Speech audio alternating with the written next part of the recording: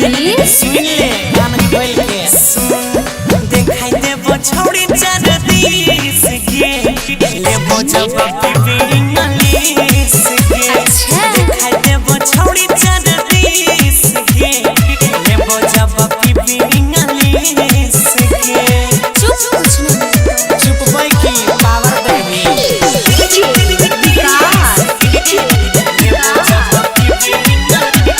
शांति recording studio राजा सीतामढ़ी।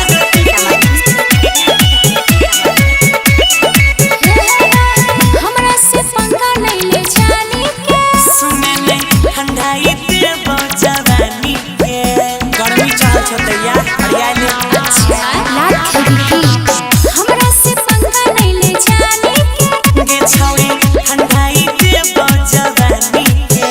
चुप कुछ ना छदाम कुछ है तो नहीं सर के चढ़ जबो जे ऊपर छौड़ी जेबो ही पसार के हमर चढ़ल छैनी सगे गे पगली हमर चढ़ल छैनी सगे लेबो तोरा पीपी इंग्लिश सगे देखाई देबो छौड़ी चारदी सगे लेबो जब पीपी इंग्लिश सगे चल हट हवा लगा मेरा बात सुनो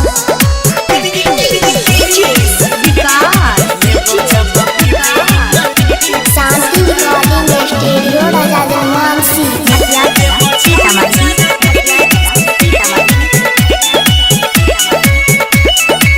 झूठो न पकड़े ते बाजार गेरानी आपे नहीं देबो तोरा मजा के जजी की नहीं जा कहाँ जेबे हैं झूठो न पकड़े ते बाजार सुने ने लेने भर दम मजा के हमरा लगे बकर बकर करे नहीं रे बेसी गौरव पिया जैया देखे पीके आली छो बेसी और में देखे तो चार दिस गे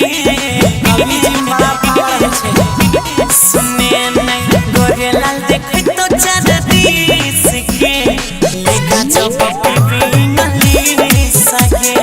देखने लगो कि चार दिस गे लूंगा जब पीपी इंग्लिश सगे